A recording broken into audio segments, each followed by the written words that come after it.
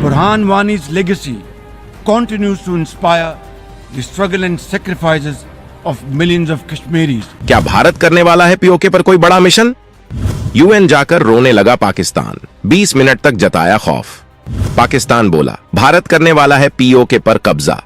उधर इजराइल ने ऐसा क्या बोला कि दुनिया हो गई हैरान।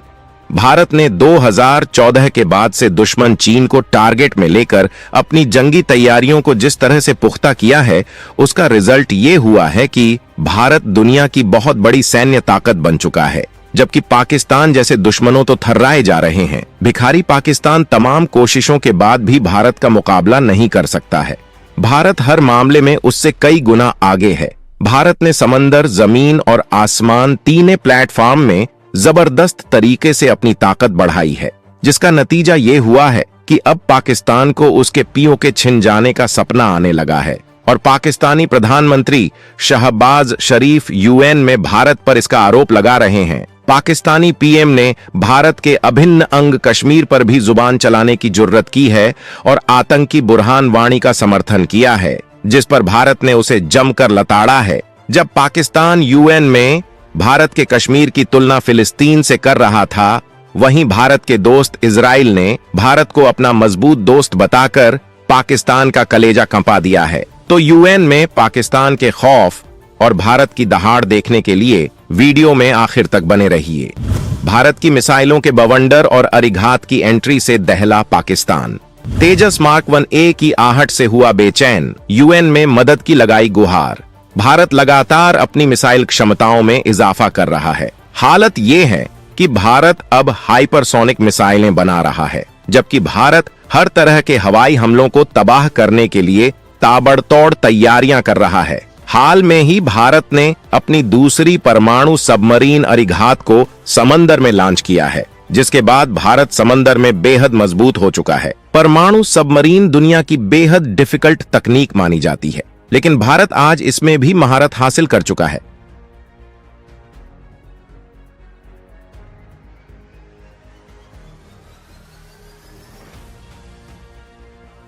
जबकि भारत हवाई ताकत में इजाफे के लिए खुद की तकनीक से दमदार लड़ाकू विमान बना रहा है। अमेरिका से इंजन करार करके तेजस मार्क 1 अल्फा बनाने में जुटा है। वहीं अमेरिका, फ्रांस और रूस से धड़ाधड़ डील करता जा रहा है। भारत अपने सुखोई विमानों को भी अत्याधुनिक बवंडर बनाने में जुटा है। भारत की ये भयंकर तैयारियां पाकिस्तान का हलक सुखाए डाल रही हैं और उसे रात दिन इस बात का खौफ सता रहा है कि भारत उसके पीओके पर कब्जा कर लेगा। सबसे बड़ी बात तो यह है कि अगर भारत ऐसा करता है तो पाकिस्तान भारत के आगे ज्यादा देर टिक नहीं पाएगा। इसी वजह से जब उसे यूएन में बोलने का मौका मिला तो उसने रोना शुरू कर दिया। शहबाज ने कहा कि भारत जम्मू कश्मीर की जमीन पर कब्जा कर रहा है और बाहर के लोगों को बसा रहा है। जम्मू कश्मीर में भारत बहुसंख्यक मुसलमानों को अल्पसंख्यक में बदल रहा है। फिलिस्तीन के लोगों की तरह जम्मू और कश्मीर के लोगों ने भी सेल्फ डिटर्मिनेशन के लिए संघर्ष किया है। शांति की तरफ बढ़ने की जगह भारत ने जम्मू कश्मीर पर सुरक्षा परिषद के प्रस्ताव को लागू नहीं किया है। पीएम शहबाज ने कहा 5 अगस्त 2019 को भारत ने अवैध और एक तरफा कदम उठाते हुए अनुच्छेद 370 हटा दिया। इंडियन आर्मी जम्मू कश्मीर के लोगों को आतंकित करते हैं। शहबाज ने पीओके को लेकर अपना खौफ दिखाते हुए कहा कि और भी चिंताजनक बात यह है कि भारत अपनी सैन्य क्षमताओं के बड़े पैमाने पर विस्तार करने में लगा हुआ है, जो अनिवार्य रूप से पाकिस्तान के खिलाफ है। शरीफ ने कहा, मैं स्पष्ट कर दूं कि पाकिस्तान किसी भी भारतीय आक्रमण का निर्णायक जवाब देगा। शहबाज ने आतंकी बुरहान वाणी का भी समर्थन किया और कहा कि बुरहान वाणी की विरासत लाखों कश्मीरियों को प्रेरित करती है। इसके जवाब में भारत ने पाकिस्तान को जमकर लताड़ लगाई है। संयुक्त राष्ट्र में भारत के स्थायी मिशन में प्रथम सचिव भाविका मंगल नंदन ने कहा कि दुनिया भर में आतंकवादी घटनाओं पर पाकिस्तान के अंगुलियों के निशान हैं और पाक को यह समझना चाहिए कि भारत के खिलाफ सीमा पार आतंकवाद के उसे परिणाम भुगतने होंगे। इस सभा ने आज सुबह एक दुखद घटना देखी। आतंकवाद, नशीले पदार्थों के व्यापार और अंतर्राष्ट्रीय अपराध के लिए वैश्विक प्रतिष्ठा वाले सेना द्वारा संचालित देश ने दुनिया के सबसे बड़े लोकतंत्र पर हमला करने का दुस्साहस किया है।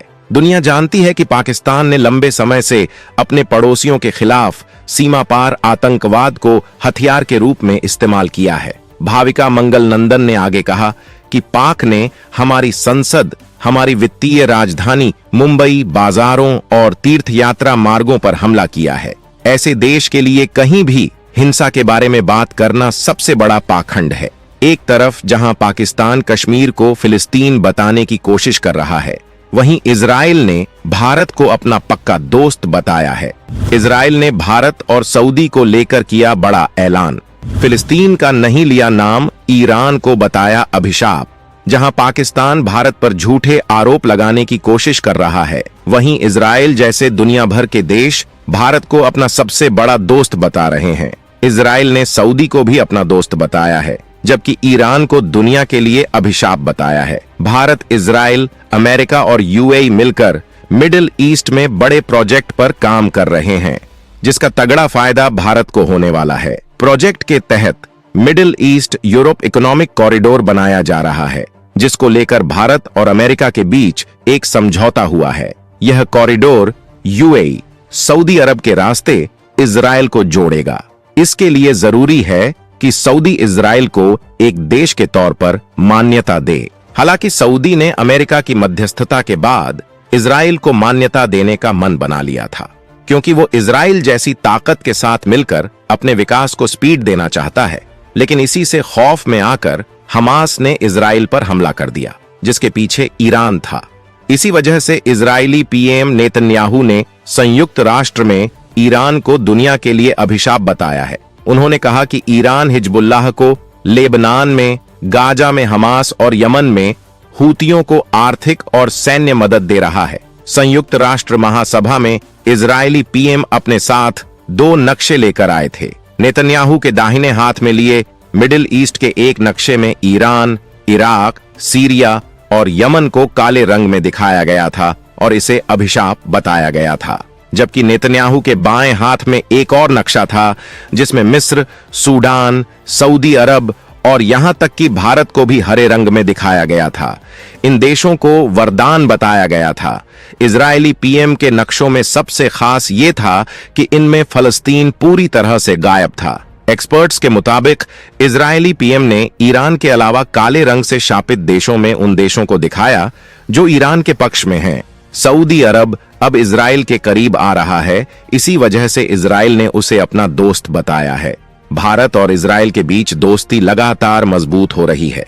इसे इसी बात से समझा जा सकता है कि जब इजराइल पर आतंकी हमला हुआ तो सबसे पहले भारत ने इजराइल को कहा कि वो आतंक के खिलाफ इजराइल के साथ हैं, जबकि गाजा की जंग में भारत अपने दोस्त को हथियार और गोला बारूद भी भेज रहा है। पाकिस्तान भारत के बढ़ते इस दमखम से भुना जा रहा है। तो दोस्तों, भारत की बढ़ती ताकत से थर्राए पाकिस्तान पर आपका क्या रहना है, कमेंट में जरूर बताएं।